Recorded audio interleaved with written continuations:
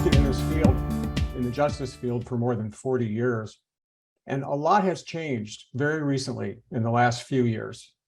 And I think we all know about that. Someone asked me recently in a conversation, what inspires me to keep working in this field? And I said, incremental improvements and changes in the right direction, because when people in this country vote based upon fear, bad things happen. And right now we see a lot of fear-based policy and fear-based public pronouncements. Our democracy is under threat. And what really concerns me is we are at risk of becoming a police state because people are afraid. And all the media stories about gun violence and violence in general, the national media love to focus on New York City, of course, because of a lot of media here. And we all see that. But in order to avoid that fate of becoming a police state, we have to prove that there's a better way to create public safety. We can't just claim it. We can't just assert it. We have to prove it if we're going to compete with the public, which tends to believe in policing first.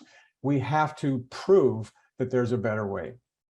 So I started out as a social worker, as Jacqueline said. I worked in the juvenile court. I was a drug counselor. I also worked as a child welfare worker in the foster care system. Those experiences taught me to be cynical about believing that bureaucracy can solve social and community problems. It's clumsy, it's ineffective, it's full of bias and racism and economic bias. It's our country. So we have to build community resources. We need public bureaucracies. We even need law enforcement, but we also need to keep it in perspective that that's not the #1 solution to community safety. So I always assumed when I got involved in the justice field that the purpose of involving someone in the justice process, or what people today call the criminal legal system, was to help people change their lives and avoid legal involvement. That was the pathway to making community safe, was to work with one person at a time. The problem is the dominant policy perspective is as soon as the word gun comes up in a conversation, everything changes. The assumption goes away about prevention and restorative justice. As soon as you hear the word gun, everything switches to retribution, incapacitation, and deterrence. Each of those things is a perfectly legitimate public policy goal, but if we only rely on those things, we are headed to a bad place. So there's also a lot of confusion, marketing, celebrity worshiping in the field of justice right now, in the field of violence prevention. And another thing is you have to constantly watch out for the little, I would call them racist dog whistles in this conversation. I mean, we know that if you just look at who's being hurt by gun violence, it tends to be in large cities, but that's because a lot of people live in large cities. I did this quick analysis a couple of years ago where I looked at the rate, the probability of being hurt by a gun, being killed by a gun by county. And there are some states where small rural counties have gun homicide rates higher than the largest city in that state. It's just not true that this is an urban problem. And I think we can all guess why politicians like to use the word urban when they talk about gun violence, because it sends a message. We have to be careful about that. We have to be attentive to the politics of this while we build the evidence that there's a better way. So where does prevention come in? If we're going to do something other than deterrence and incapacitation and retribution, that leads you to prevention. There's a lot of cynicism when you talk to people in the public about what prevention is. Political officials, a lot of my colleagues here that come from law enforcement hear the word prevention, and they claim policing prevents crime. But what they mean by that is policing deters crime. Good law enforcement, good policing in a community, the visibility of policing will communicate to people, don't do it, you're going to get caught. That's deterrence. That's not prevention.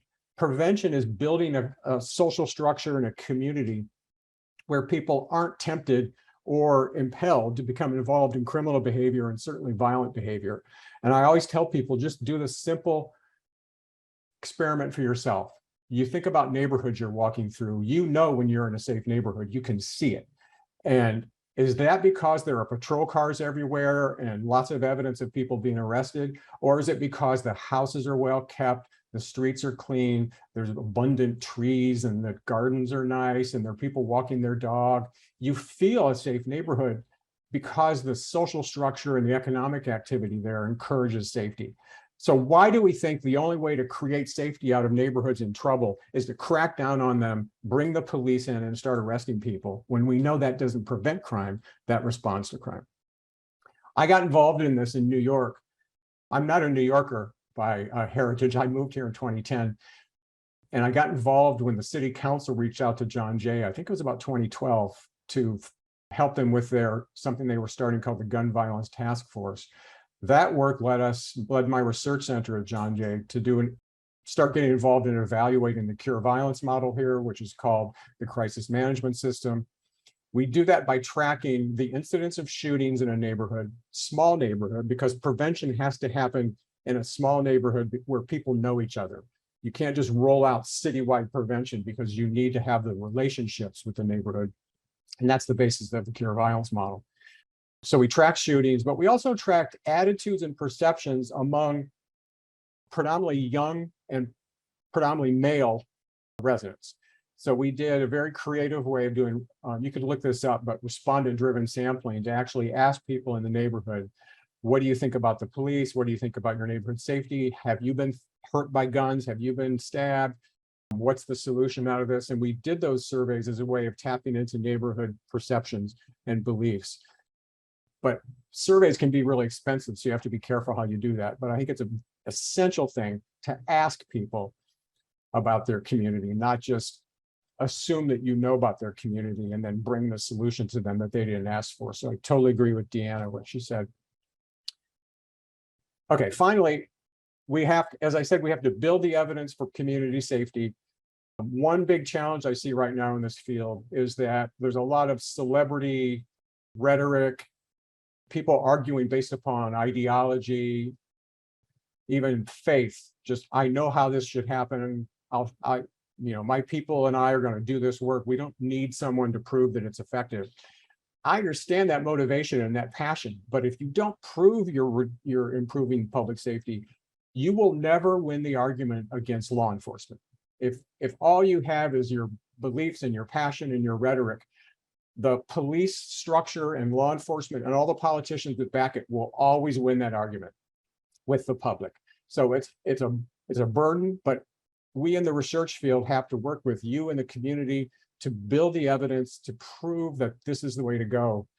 And I do believe our country is at great risk right now. We have to do this now to start building the evidence and not just use the words evidence-based as a marketing term, which happens a lot with elected officials, but to really know what evidence-based means, generate the evidence and prove that we have a pathway to public safety that does not rely on force or coercion and punishment. Thank you.